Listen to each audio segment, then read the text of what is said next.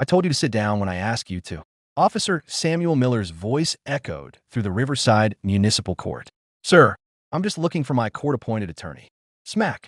Miller's hand cracked across the old man's face. Blood welled instantly on Mr. Thomas Redding's lip. Will you people ever learn to follow simple instructions? The other officers looked away. None saw the man in the third row, Federal Detective Adrian Stone, watching his father being assaulted. Thomas Redding, 71, stood trembling, clutching a wrinkled parking ticket. You the Redding fellow? Miller asked without looking up. Yes, sir. Sit down and wait your turn. I'm looking for my court-appointed lawyer. I told you to sit down. Thomas took a hesitant step. Sir, I just need crack. Another slap. Gasps rippled through the room as blood ran down his chin. When I tell you to sit, you sit, Miller barked.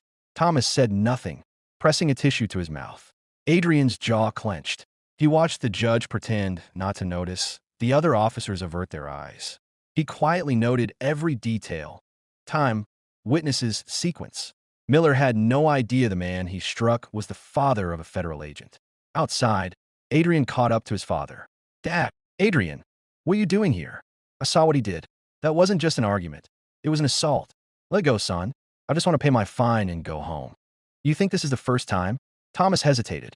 He stopped me last month. Call me names. Said men like me should know their place. And you didn't report it? Report it to who? His friends. Adrian took photos of the bruises. Dad, listen, I'm with the FBI, Civil Rights Division. What he did is a federal crime. Thomas stared at him. Federal? Yes.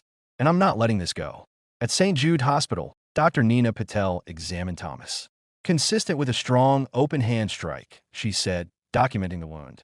Adrian took the report to his superior, Agent James Sullivan. This is a civil rights violation, Sullivan said. Miller assaulted him under color of authority. We'll open a case, Adrian added. Dad, I'll take your full statement. Thomas nodded. If you think it'll help someone else, I'll talk. The next morning, Adrian reviewed Miller's file. 23 complaints in 18 years, all dismissed. No one has this many without protection, he told Sullivan. Each complaint involved minorities. Each was investigated by Captain David Thorne. Each closed within 2 weeks. Adrian found one name, Sophia Perez, Internal Affairs, transferred after trying to report Miller in 2018. He tracked her down in Carlsbad. Ms. Perez, I'm Detective Stone, FBI. I need to ask about Officer Miller. She stiffened. I can't talk about him. They threatened me. Captain Thorne said I'd lose my pension. What happened? Miller beat a Mexican father so badly he needed surgery. I had photos, records, Thorne erased it all. Said the family lied. Would you testify if we protected you? She hesitated. If you can keep me safe, yes. That man shouldn't wear a badge. Weeks later, Perez arrived at the FBI office with a lawyer and a small recorder. I kept this hidden for 6 years, she said. She pressed play. Miller's voice sneered from the device. I broke 3 of the thug's ribs. These people need to learn who's in charge. When was that recorded? Adrian asked. March 2018. I tried to report it, but Thorne threatened me, then transferred me. Judge Sterling ignored my letters. Would you testify about that? Yes.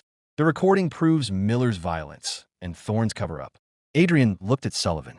We're not just dealing with one corrupt cop. It's a chain. Over the next 3 weeks, Adrian mapped everything, complaints, phone logs, dockets. Look at this, he told Sullivan. Miller gets a complaint. Thorne calls Judge Sterling within 24 hours. Every time, the case is dismissed. Sullivan studied the files.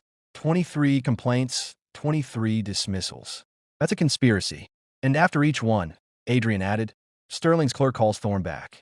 Same pattern every time. Sullivan frowned. So Thorne shields Miller. Sterling buries the case.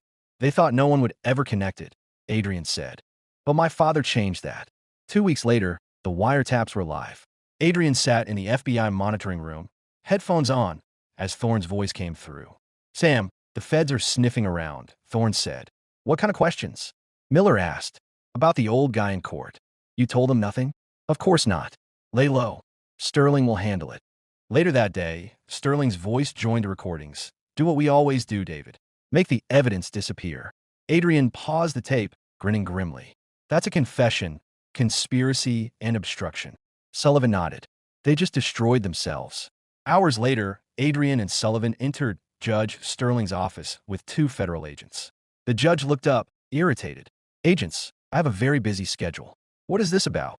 Judge Sterling, Adrian said evenly. We need to discuss your relationship with Officer Miller and Captain Thorne. Sterling stiffened. I don't know what you're implying. Adrian placed a printed transcript on his desk.